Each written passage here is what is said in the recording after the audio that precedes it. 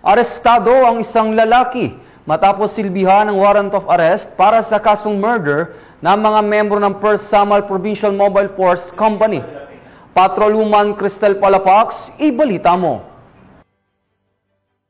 Arestado ng mga otoridad ang isang lalaking wanted person na may kasong murder matapos mahuli sa Barangay de Victoria, Oquendo District, Calbayog City. Bandang alas 11:50 ng gabi nang maresto ang akusado ng mga tauhan ng 1st Samar Provincial Mobile Force Company sa bisa ng warrant of arrest para sa kasong murder na walang inirekomendang piyansa. Dinala ang akusado sa Calbayog City Police Station para sa kaukulang dokumentasyon at tamang disposisyon. Ang matagumpay na pagkakaresto sa akusado ay patunay lamang na epektibo ang pagpapatupad ng pambansang pulisya sa kanilang sinumpaang tungkulin na maghatid ng serbisyo publiko para sa mas payapa, ligtas at maunlad na bagong Pilipinas.